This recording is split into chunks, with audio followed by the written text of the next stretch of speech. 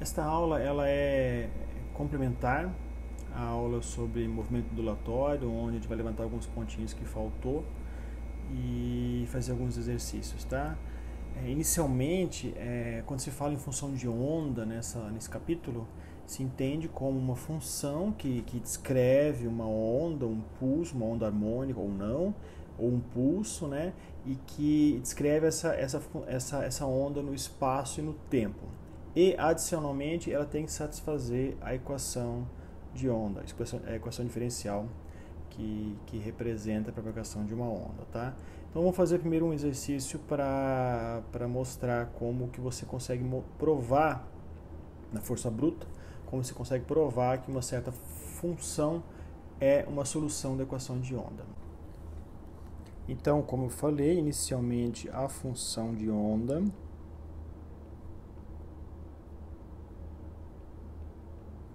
ela é uma função que descreve uma onda,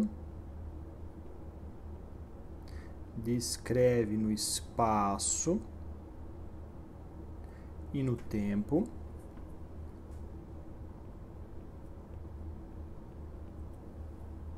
e ela pode ser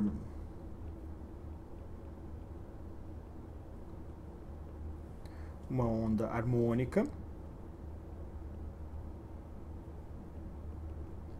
como um seno ou um cosseno ou um pulso, por exemplo.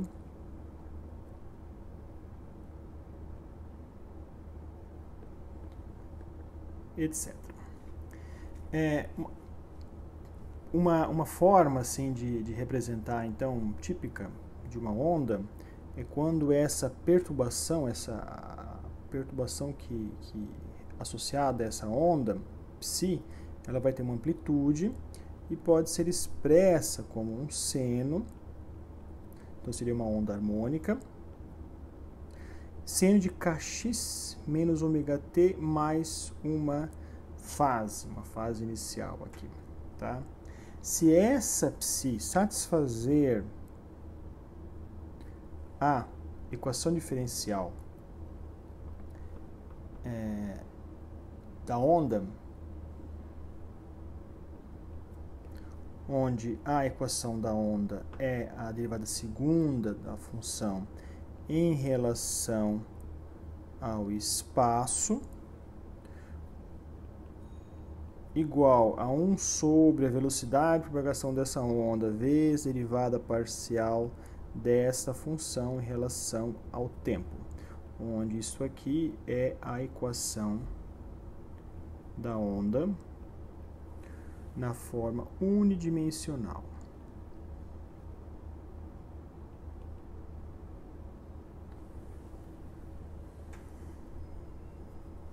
Então, se satisfazer isso aqui, ela é considerada uma função de onda. Vamos fazer um exercício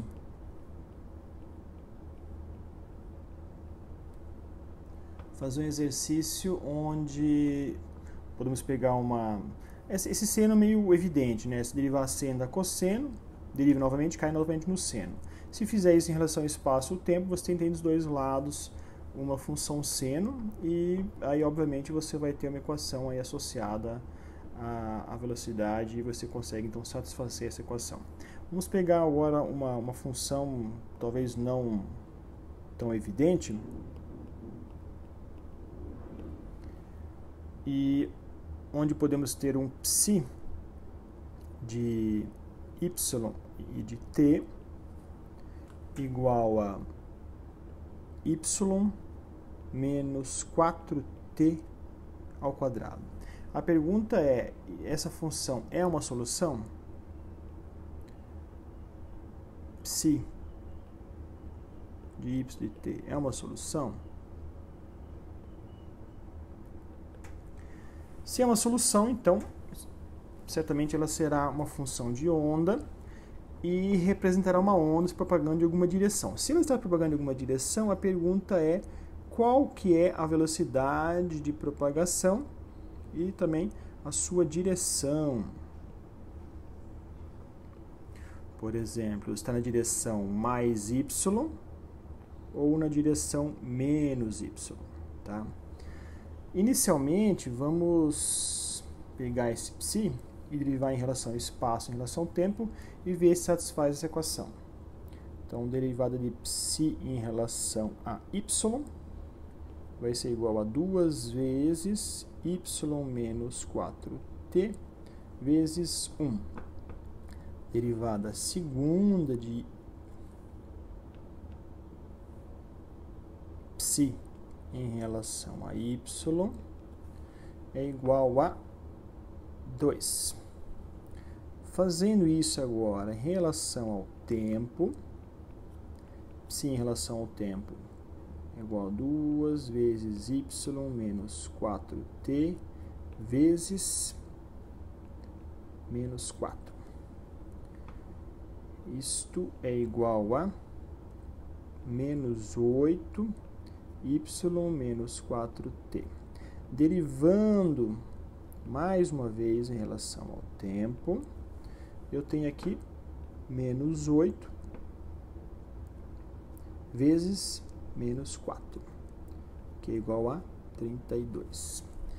Colocando na equação da onda, eu tenho aqui derivada segunda de psi em relação a y, igual a 1 sobre a velocidade da onda ao quadrado, derivada segunda de psi em relação ao tempo.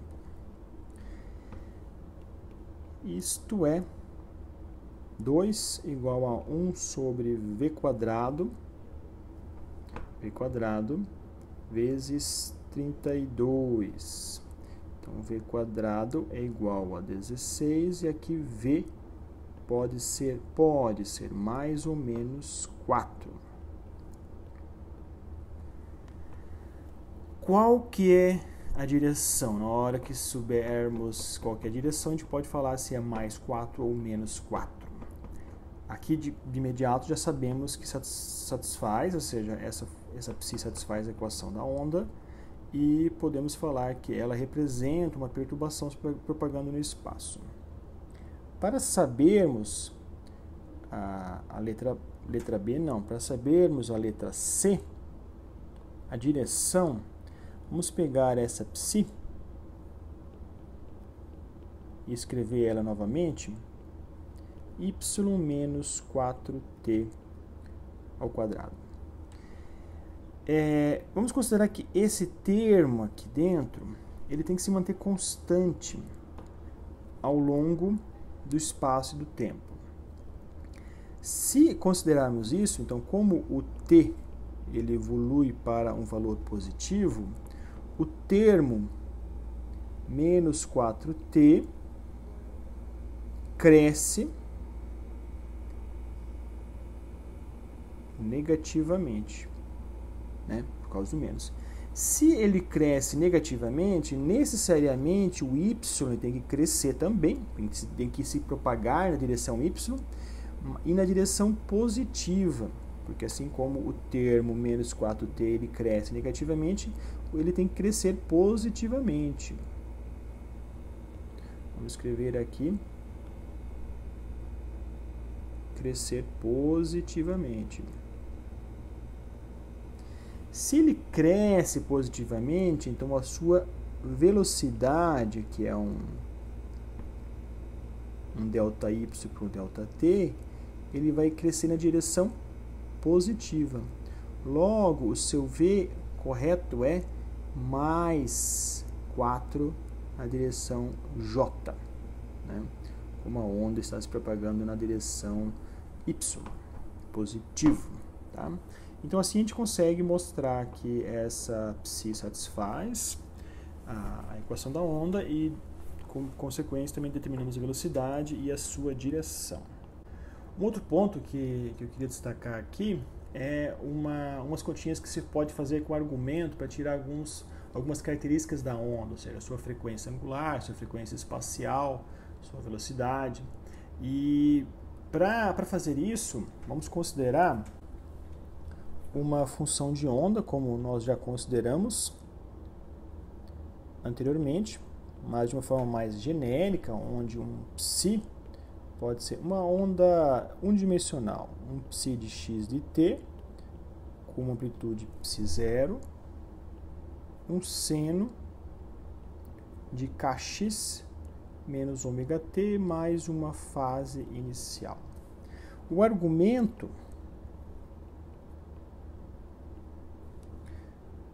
que nós vamos considerar aqui como um φ minúsculo é a fase da onda.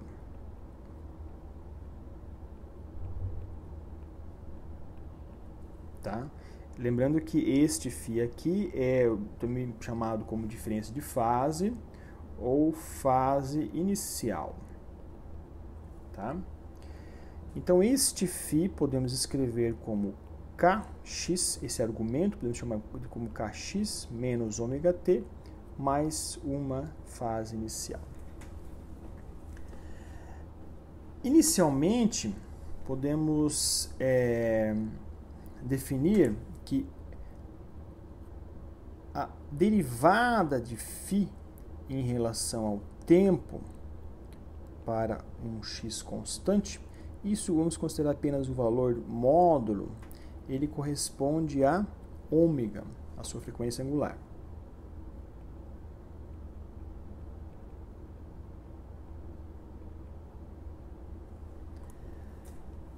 E quando, e se considerarmos de forma similar derivada de φ em relação a x, considerando o seu tempo fixo, também só olhando apenas o valor de módulo, nós temos aqui o k.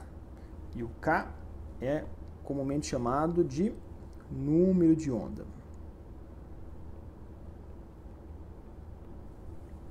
Aqui já podemos introduzir um outro adjetivo para essas duas grandezas, que este ômega, o que ele é? Ele é uma frequência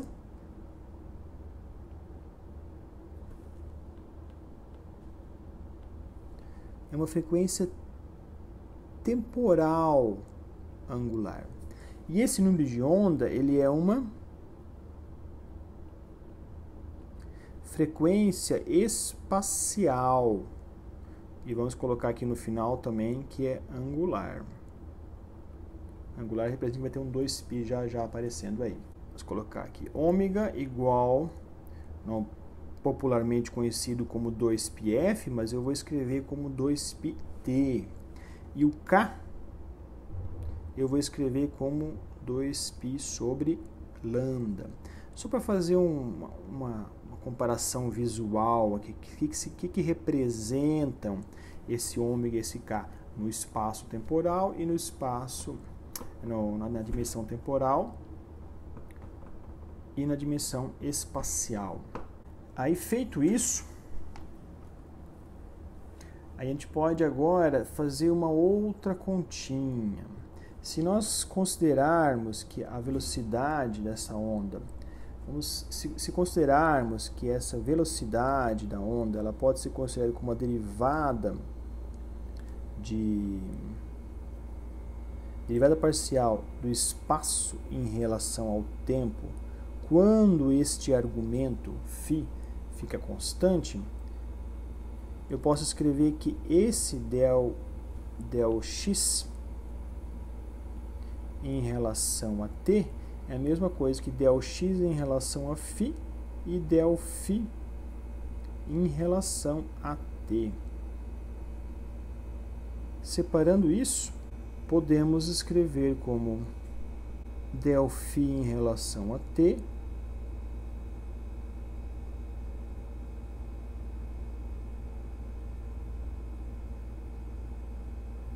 sobre ΔΦ em relação a x.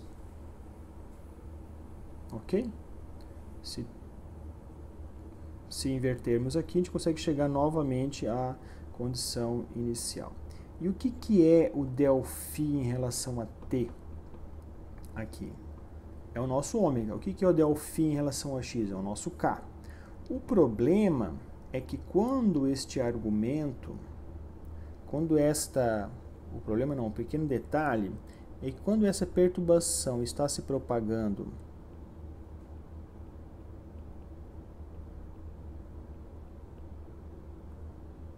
desta forma, a onda está se propagando na direção positiva de x.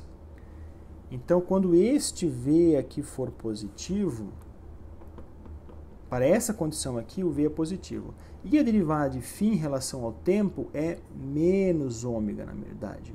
Então, del φ em relação a t é igual a menos ômega. Então, e del φ em relação a x é k, mais k. Então, como nós temos esse menos aqui, esse mais, acaba resultando um menos aqui no v. Só que o v não está na direção negativa de i, ele está na direção positiva. Então, para considerar isto, nós vamos introduzir um sinal menos aqui, tá? Dessa forma,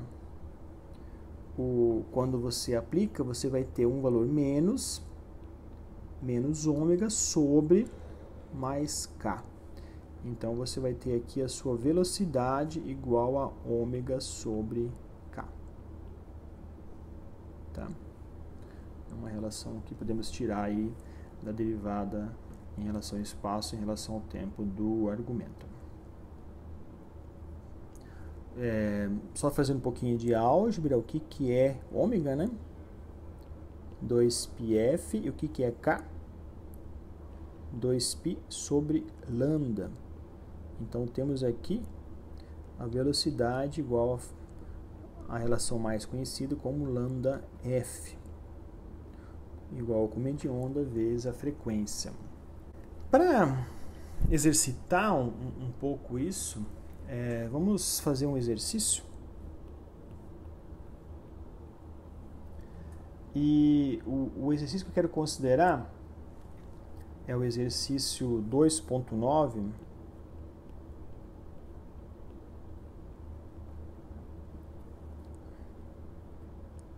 do livro. E nesse exercício, ele tem uma pessoa sentada num pier do mar, e ele fala que ele consegue medir 20 ondas mecânicas, ondas da água, se passando por ele, em 10 segundos.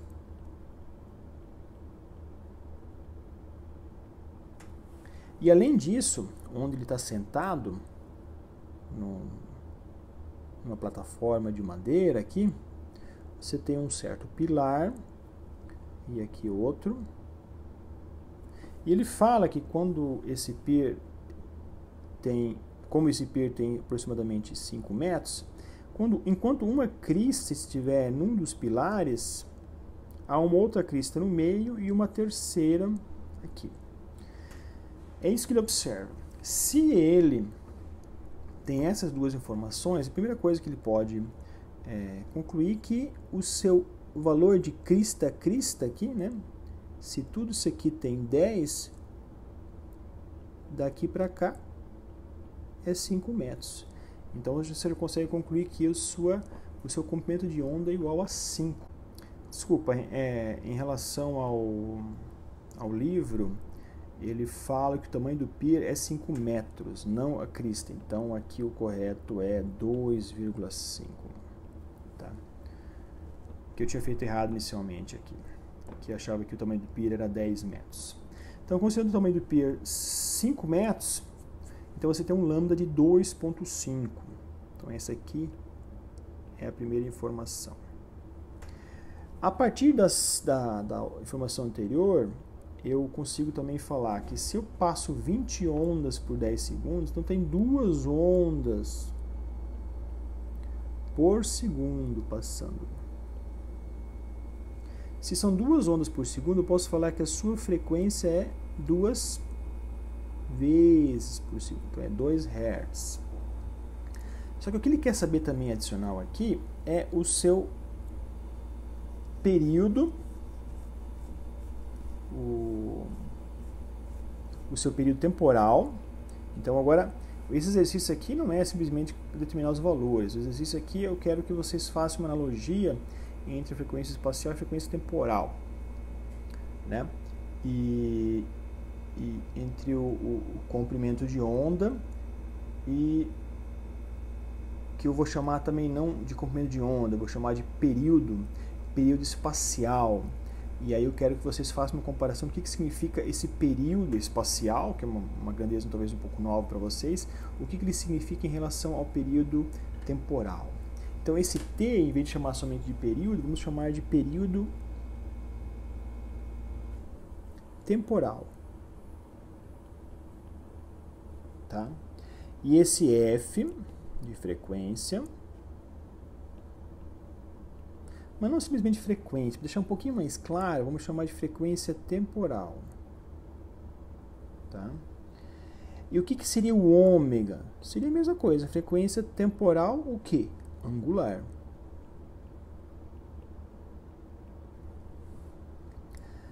Para fazer analogia, o que seria o período espacial? O que se repete ali, né? 2 ondas por segundo, 2 cristas por metro, né? Seria o lambda, que eu vou chamar aqui de período espacial ou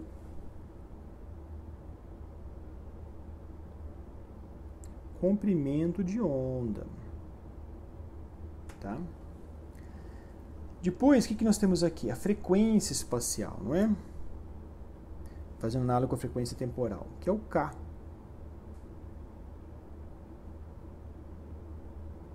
Frequência espacial.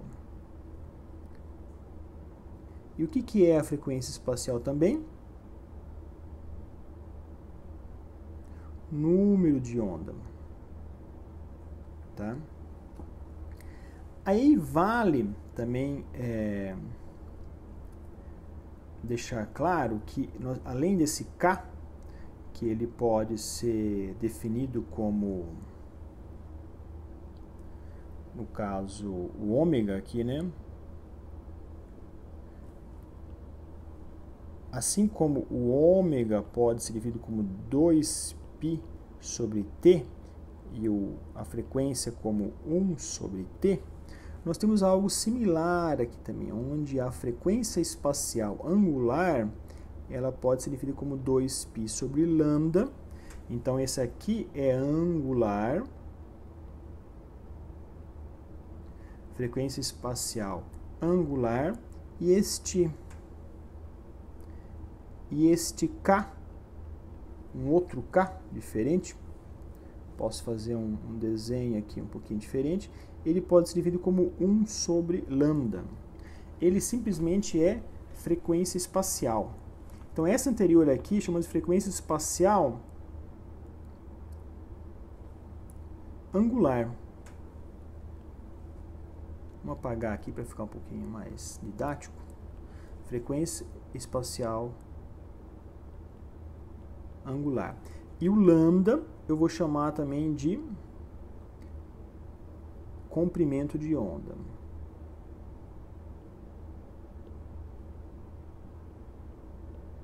Tá? E essa frequência espacial angular aqui posso também chamar de número de onda. Tá? E esse aqui eu defini então esse K como não angular. Lá na frente ele vai fazer um exercício para mostrar o que seria uma frequência espacial angular e uma frequência espacial não angular. A princípio, aqui, quando se fala em ótica, geralmente se usa a frequência espacial angular. Bom, como é que eu consigo agora? Temos já o T e temos o lambda, então o F é fácil de achar.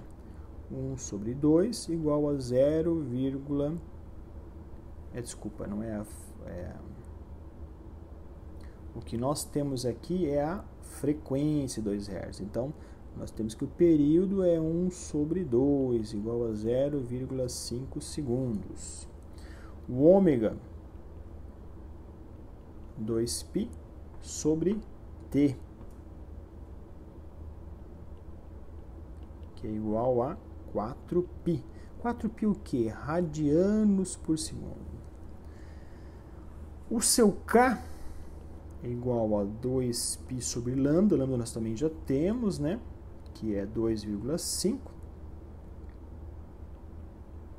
Isso dá 4/5 de π.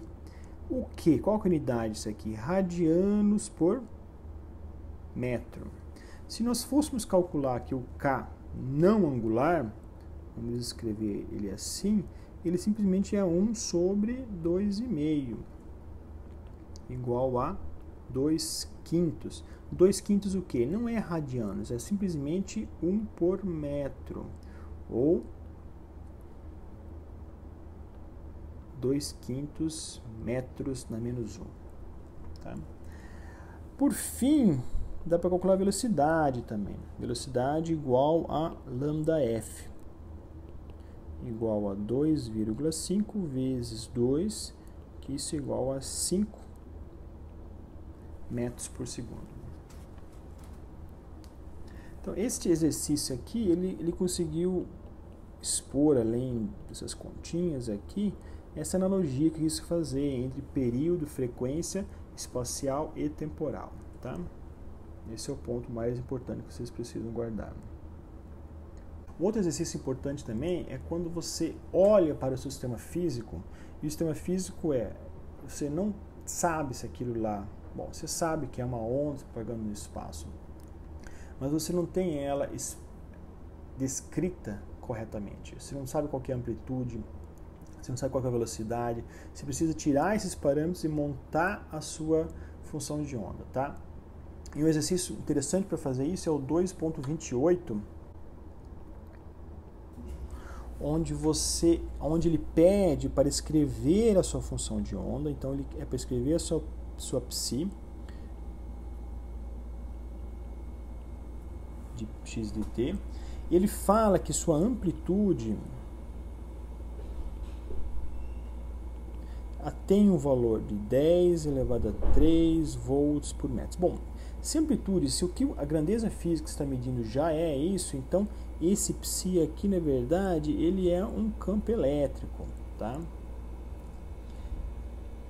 Ele fala também que o seu período é 2,2 vezes 10 na menos 15 segundos. Fala que a sua velocidade é 3 vezes 10 na oitava metros por segundo. Bom, se ele já fala isso, então isso aqui é uma onda eletromagnética. Então, sua amplitude é um campo elétrico, sua onda é uma onda eletromagnética e ela está se propagando na direção menos x. E a sua perturbação no ponto zero e no tempo zero é 10 elevado a 3 volts por metro. Significa que tem uma amplitude máxima. Então vamos escrever essa função. E, como está se propagando em direção x, então o seu campo elétrico é só unidimensional ao longo do tempo. Ele assume um valor de E0, e esse E0 nós já sabemos que é 10 elevado à terceira.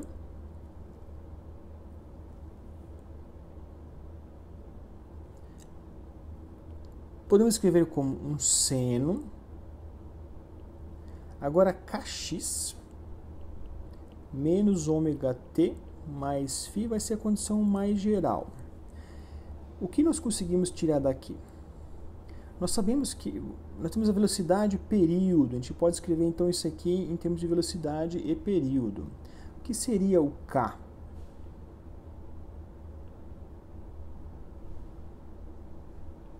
Seria o 2π sobre lambda. Propagando em direção x. O que seria o ômega? Menos 2π sobre t, que eu já tenho, né? Vezes t, mais φ. O lambda eu não tenho, mas eu tenho a velocidade. Eu sei que velocidade é igual a lambda_f. O que mais nós também sabemos é o ômega. Como eu coloquei lá, é 2π sobre t.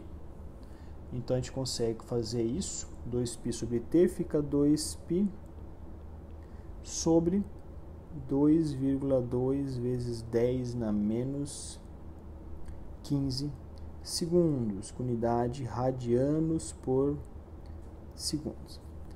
Bom, temos isso. O que nós não temos ainda é o φ, mas a gente sabe que o campo elétrico na posição 0, no tempo 0, é igual ao E0, exatamente igual a E0. Então, isto é igual a E0 seno de K0 menos ômega vezes 0 mais φ.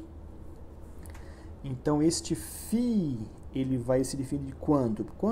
Qual o valor que o φ tem que ter para E ser igual a E0? Esse φ precisa ser igual a π sobre 2. Então, sabemos o lambda, sabemos E0, só fazer a continha de 3 vezes 10 na oitava vezes 2,2 vezes 10. O período é 10 menos 15? Não, o período é 10 na menos 15. Isso, 10 na menos 15 segundos. Tá? Isso vai dar um valor que a gente também já sabe. E assim a gente consegue agora saber que o seu Ex de t é igual a um E0, que está lá em cima, seno de 2π sobre Vt, propagando em direção x, menos 2π sobre t, propagando tempo, mais π sobre 2. E aqui está a expressão da onda se propagando em direção x. Um outro exercício que agora utiliza não ondas unidimensionais, mas ondas planas, é o exercício 2.50. Nesse exercício 2.50, ele considera que o seu campo elétrico ele é expresso na forma de uma onda harmônica, mas usando a notação de números complexos, e 3x menos raiz de 2y menos 9,9 vezes 10 na oitava tempo, tá? E sabendo que a onda se propaga com essa função, a pergunta que ele está fazendo é qual que é o valor de K, qual que é o módulo de K e a direção de propagação da onda. Desculpa, a direção e valor de propagação dessa onda. Então, para entender um pouco melhor aqui, a gente pode escrever isso aqui numa função harmônica também, tá? Pode manter assim, mas como nós já fizemos isso uma vez com uma função harmônica, vamos trazer ela de volta. E aí, o seu campo elétrico, ele é expresso com um E0,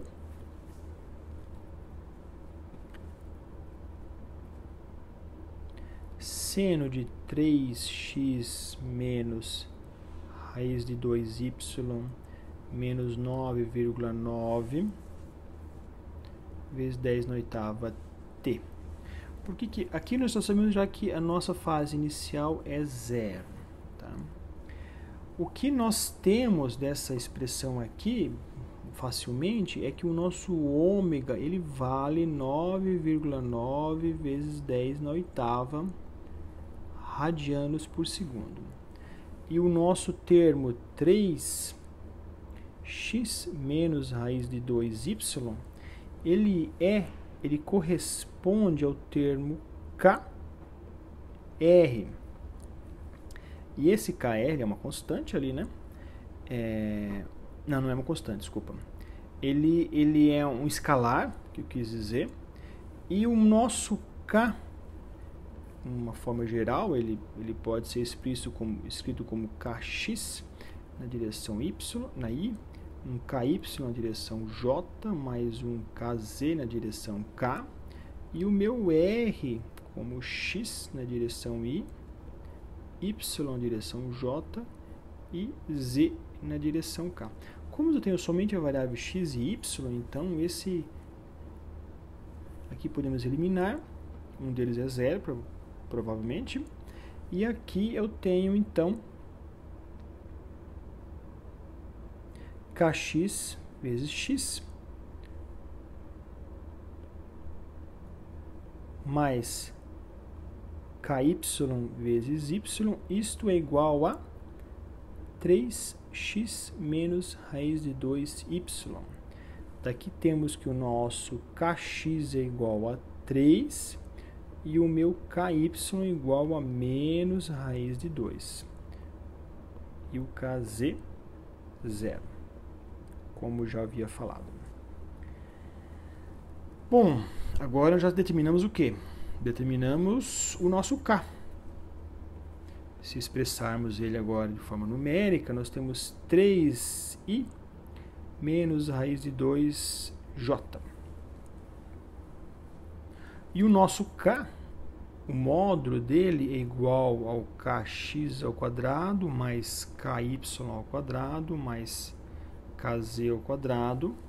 Isto é igual a 9 mais 2. Então, você tem o seu módulo de K igual a raiz de 11.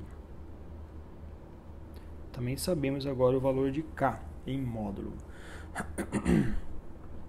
Para saber a velocidade, a gente pode iniciar com a função lambda_f, mas nós não temos o lambda, nós temos apenas o ômega.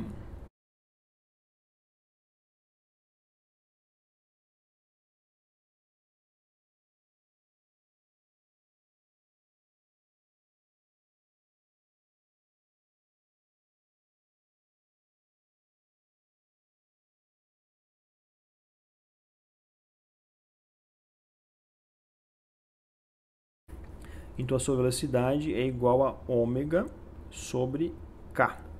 E o ômega sabemos que é 9,9 vezes 10 na oitava radianos por segundo sobre raiz de 11, certamente é radianos por metro. Então, metros por segundo, isso aqui sem fazer a conta, que deve dar quanto?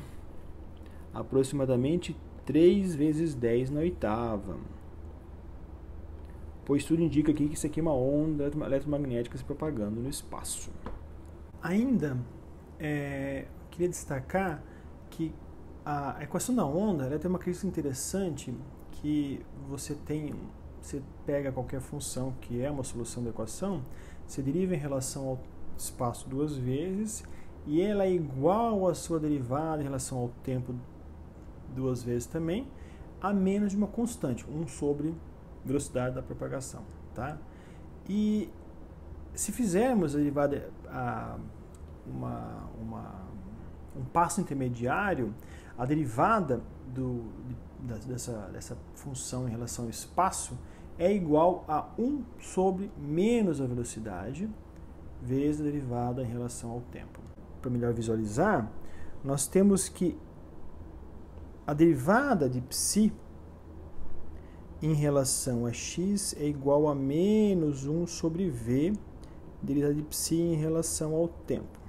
Então, veja que o del psi, del t, veja que isso aqui é uma passagem intermediária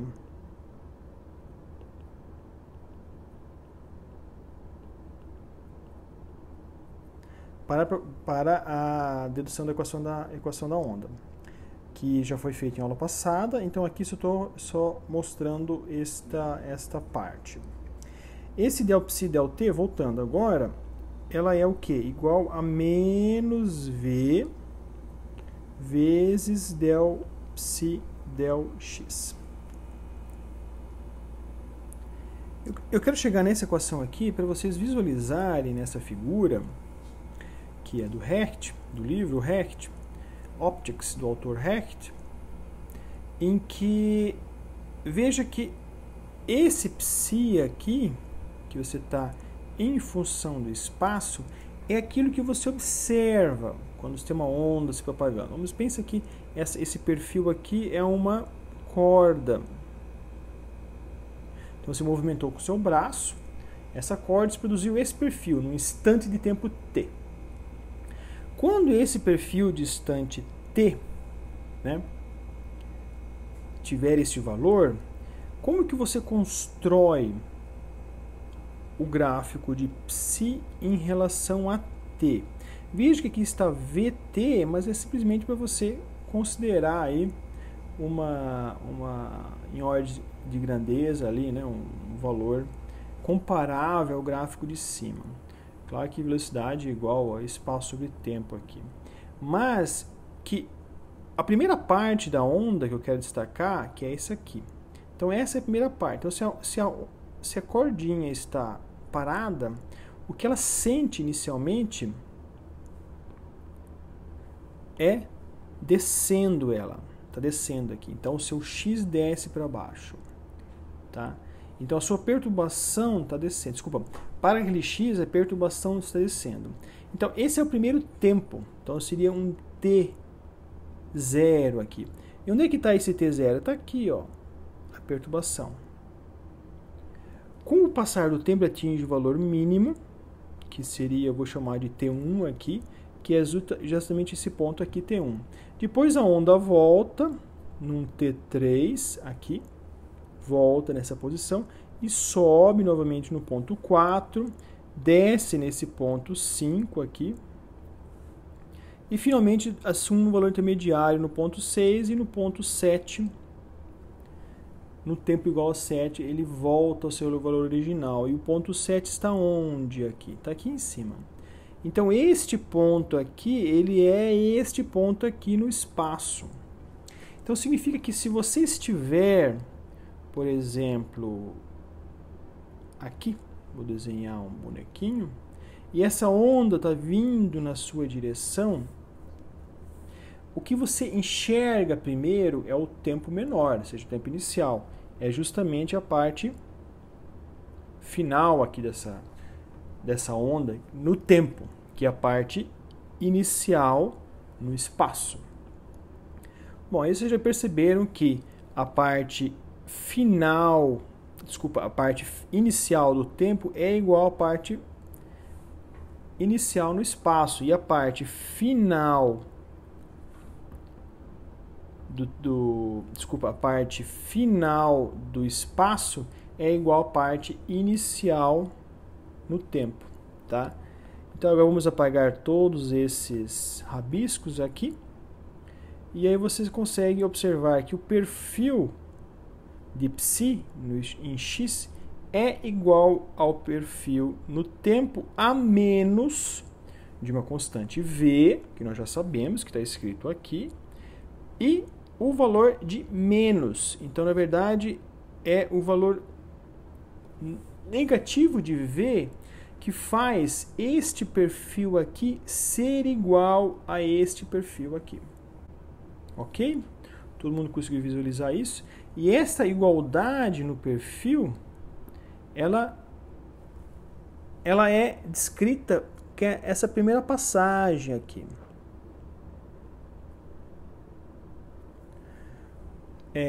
Vocês podem observar na aula, acompanhar a aula passada, mas essa primeira passagem, depois a segunda é a última, né, a dedução final é a equação da onda, onde a derivada de psi em relação a x é igual a mais 1 sobre v quadrado del psi del t2, tá? Então vocês observam que novamente a derivada segunda de psi em relação ao tempo é igual a mais v quadrado vezes o perfil de ψ derivado 2 vezes em relação ao espaço.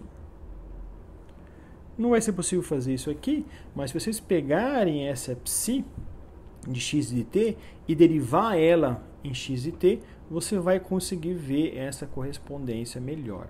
Ainda, o que eu queria destacar era a característica da frequência espacial, mas não da frequência espacial angular, como nós conhecemos aqui, onde se define como 2π sobre lambda, né? Ou seja, então é uma onda que se propaga no espaço e ela tem um ciclo espacial, né? Um lambda, ou seja, crista a crista, e em 2π ela vai de uma crista até a outra crista. Isso é muito fácil de observar quando você tem uma onda harmônica, né? Então, depois de você ter 2π ali sendo deslocado, né, tendo passado ao longo do tempo, né, nesses 2π ali você completa um ciclo correspondente a um número de onda de 2π sobre lambda. Então, se o seu lambda, por exemplo, for igual a 1 metro, então o seu número de onda vai ser 2π sobre 1 metro. Então o seu número de onda é 2π. Significa que você tem um ciclo de 2π, né? Agora pensa que você pode fazer a mesma coisa sem considerar esse 2π, né? Pensa que você tem agora um ciclo de 1 metro, um lambda de 1 metro, e você quer saber quantas ondas tem. Não, número de ondas. Então pensa uma crista, outra crista. Então isso, crista a crista dá 1 metro. Então ao longo de 1 metro, quantas ondas você tem? Não as duas cristas, mas uma onda completa. Seria uma, né? De uma crista. Se você tiver agora uma crista, duas cristas, três cristas, e agora você tem nesse período, você tem de 1 metro, você tem essas 3 cristas. Se você tem essas 3, significa que você tem 2 lambdas. Então você pode falar que você tem 2 ondas por metro, tá? Então ao longo de 1 metro, você tem 2 ondas. Se não ficou muito claro, exemplificando, frequência espacial. Então, como eu falei, nós definimos o K como 2π sobre lambda, ou ainda, fazendo um K aqui um pouquinho diferente, que nós definimos também 1 sobre lambda. Então, partindo dessas duas definições, eu posso associar que para uma frequência espacial, que eu vou chamar de frequência espacial angular, que quando você tem uma coordenada e ela se desloca de 0 a 2π, e durante esse deslocamento de 0 a 2π, você tem, por exemplo, um deslocamento em x de 1 lambda. 1 lambda.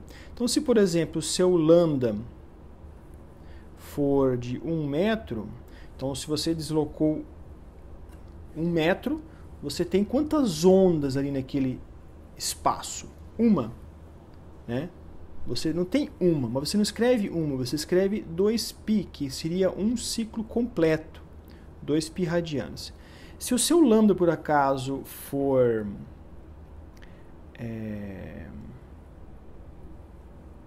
se o seu lambda for igual a meio, então significa 0,5 metros, e você se deslocou não 1 lambda, você se deslocou 1 metro. Se você deslocou 1 metro, então você deslocou, na verdade, 2 lambdas. Quanto que vale aquele valor ali? Então, o seu K, quanto que é? É meio metro. 2π sobre meio, que é igual a 2 vezes 2π. Então, seu K é 2 vezes, é tipo 2 ondas vezes 2π, porque aqui é a condição angular, então é 4π. Agora, pense de uma forma similar, mas não considerando agora a frequência espacial angular. Vamos considerar a frequência espacial não angular.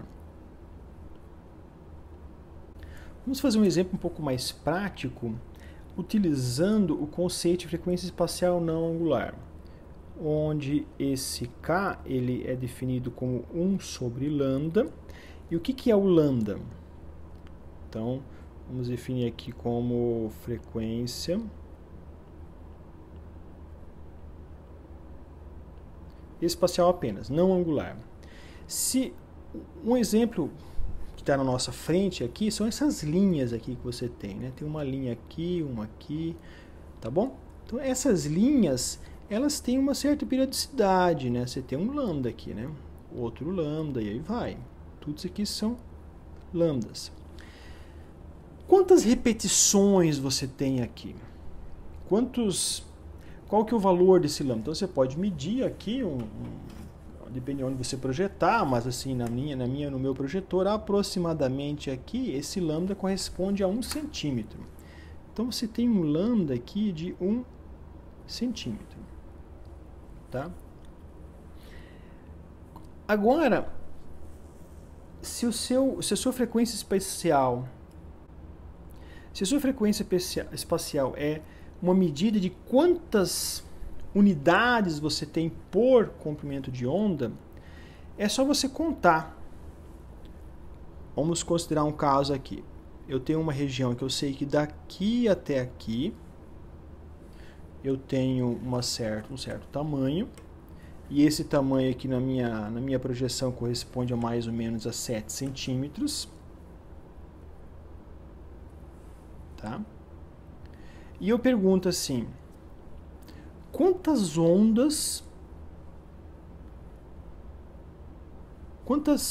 unidades de repetição eu tenho aqui nesses 7 centímetros? É só você contar. Está meio evidente aqui porque o tamanho é 1 centímetro, né? Mas tem aqui, ó, 1, 2, 3, 4, 5, 6, 7. O que são isso? 7 lambdas, 7 ondas, 7... Eu não vou chamar de 7 lambdas que está confundindo isso aqui. 7 estruturas eu vou chamar. Se eu tenho 7 estruturas, então esse meu K ele vai ser igual a 7 estruturas.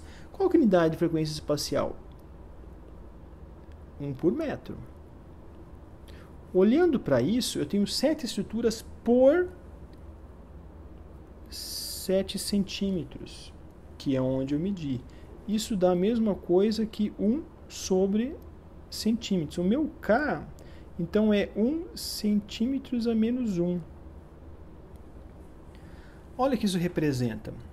É o inverso do nosso lambda, 1 sobre centímetro.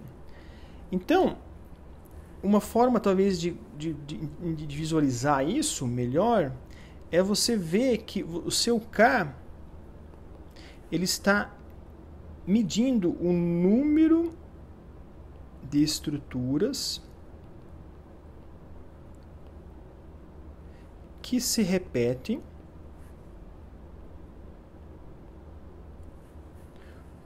por comprimento. Lembrando que o nosso K angular, que é 2π sobre lambda, ele é uma medida de quantos radianos você tem, quantos 2π você tem, quantas estruturas você tem por comprimento, tá? Então, essa frequência espacial angular, ela pode representar assim, quando você se desloca um x por um certo 1 metro, por exemplo, né? Se o seu lambda for igual a 1 metro, quando se deslocou 1 metro no x, o que você está se deslocando? Você está se deslocando, na verdade, uma estrutura apenas. Então, não é 1, mas é 2π vezes 1, dividido por 1 metro, que é o nosso x. Tá? Isso dá o quê? Dá um K de 2π. Para exemplificar melhor, temos uma estrutura como essa aqui. Isso aqui é uma representação de escala de Sims de uma função seno. Então, a unidade que se repete é essa aqui, lambda. E eu tenho uma figura que mede um x, tudo isso. Quanto que mede esse x assim? Para a minha escala aqui, eu tenho aproximadamente 13 centímetros. Então, eu tenho um x igual a 13 centímetros. Quantas unidades eu tenho aqui? Eu tenho 1, 2, 3, 4. 4 estruturas se repetem. 4 repetições. Então, o meu K, ele é o quê? 4 repetições por quantos metros? Ou centímetros, né? Então, seriam 4 repetições por 13 centímetros. Pronto. E 4 dividido por 13 dá 0,31 centímetros a menos 1.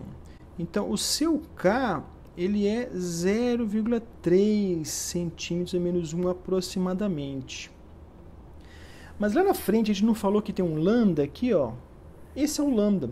Então dá para medir esse lambda também, né? Quanto que vai dar esse lambda? Pela minha escala aqui, se eu colocar uma régua, ele dá aproximadamente 3,2 eu medir aqui. Então o meu lambda, fazendo a medida direta, dá 3,2 centímetros. E quanto que é o K que nós definimos? Não é 1 sobre lambda? Então fizemos 1 dividido por 3,2.